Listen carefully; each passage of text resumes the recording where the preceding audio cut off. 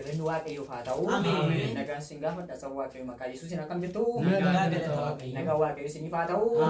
Ela Waaqayyo immoo mul'ata tokko natti agarsiisaa jiraanii. Akkas naan jedha Waaqayyo irra jala baas. Akkas naan jedha Waaqayyo mucaa yeroo hunda mana fuulii deemu jaalatu tokko natti agarsiisa Waaqayyo. Hallelujah. Shantu lama cala akkas naan jedha Waaqayyo. Mucaan nyaatamte sun dachaa nyaata siin jedha Waaqayyo. Baay'ee nyaatamte turte dachaa dha Waaqayyo. Nyaatamte turteeni isa kaleessaa cala Waaqayyo dachaa nyaata siin jedha. Sabni maal jettuuni? Akkasiin jedha Waaqayyo. Du'aan illee kisaartee turte Waaqayyo diina kee immoo nan saffaa siin jedha Waaqayyo. Isa darba si dhoowwe isa akkan gashine si godhe Waaqayyo nan saffaa siin jedha Waaqayyo. Hallelujah. Akkaan yeroo kana immoo yerootti faarfannaa faarfataa ashaagiree irratti dhageenyu ta'a. Hallelujah. Yerootti dhageenyu ta'anii. Nagaan isiniif haa ta'u saba Waaqayyoo. Ameen. Akka faarfannaa bareedduu tokko wajjin faarfannaa. Ayyaanni Waaqayyoo wajjin haa ta'u. Hundi keenya ol kaanee faarfannaa jalqabuudha. Tokko, lama, sadii. Jaartii safara keenya fudhadhu gooftaa. Jaartii safara keenya jaartii safara keenya fudhadhu gooftaa. Jaarsa safara keenya fudhadhu gooftaa. Jaarsa safara keenya safara keenya gooftaa. Jaartii safara keenya jaarsa safara keenya tokko tabe jaarsa safara keenya jaarsi safara.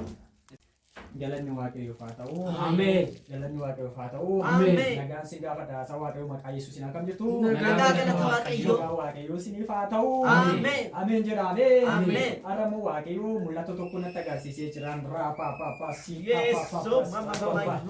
mucaa tokko as keessa Waaqayyo mucaa yeroo hunda mana fuulii deemtu tokko natti agarsiisa Waaqayyo.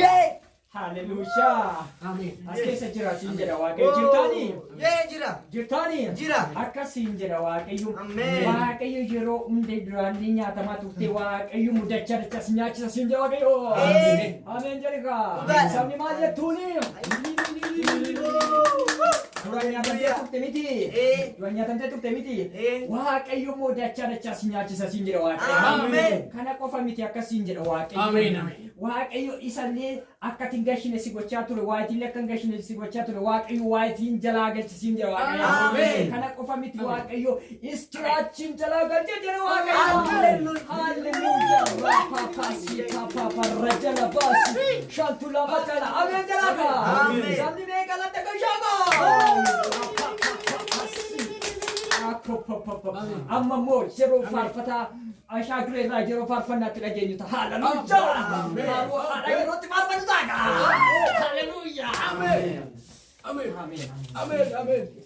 Nagaan Waaqayyoo isiniif haa ta'u. Akkam jirtu nagaa hafuuraan sin gaafadha. Akkam jirtu? Nagaa galata Waaqayyoo. Ammoo waliin taanee faarfannaa tokko faarfannaa nu hojjettanii waliin waaqessinaa. Jaartii safara keenya fudhadhu gooftaa. Jaartii safara keenya fudhadhu gooftaa. Jaartii safara keenya jaarsa safara keenya fudhadhu gooftaa. Hamana kiraan rakkisu. Jaartii safara keenya fudhadhu gooftaa. Jaartii safara keenya jaarsa safara keenya fudhadhu gooftaa. Jaarsa safara keenya jaartii safara keenya fudhadhu gooftaa. Jaartii safara keenya jaarsa safara keenya fudhadhu gooftaa. Jaarsa safara keenya.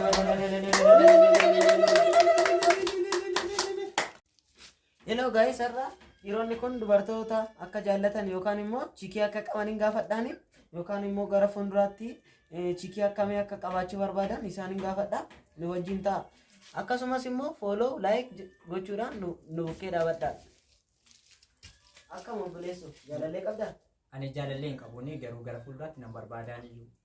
Jaalallee akkamii fuudhuu barbaadda? Diimtuu moo magaalaa moo waan akkamii barbaadda? Ani jaalallee gara fuulduraatti jaalallee magaala ishiin filadhaan beekte. Magaala taatee gabaabduu moo dheertuu? Ani magaala taatee gabaabduu ishiin filadhaan.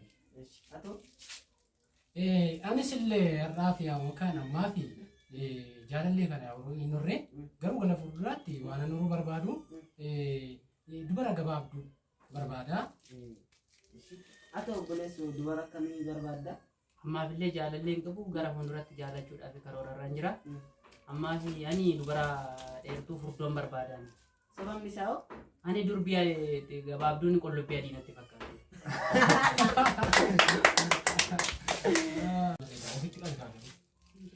Hello daawwattoota keenya har'a interview dhiirota kana sadan waa'ee jaalalaa gaafachuuf jira nu wajjin ta'a. Akkasumas follow like subscribe gochuudhaan akka nu bukkee dhaabattan kabajaan isin gaafata. Akkam hello obboleessu akkam? Dubartii akkamii qabda yookaan immoo ammaaf chikii qabda? Ammaaf illee chikii hin qabu gara fuulduraatti nan barbaadaan. Chikii akkamii godhachuu barbaaddaa? Ani chikiin gara fuulduraatti barbaadu chikii magaalaadhaa keessatti immoo hojjaa ishii gabaabduu kan taateen barbaadaan. Galatoomi. Hayyee. Atoo? Hayyee anis illee ammaa fi jaalallee yookaan immoo fireendii hin qabu. Garuu gara fuulduraatti waan horuu barbaadu tokko yoo jiraate dubara diimtuu gabaabduu horuu nan fedha kana mala.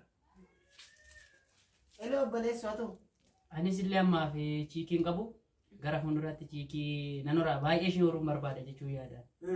Amma kanatti chikii dheertuun barbaada furdoon barbaada.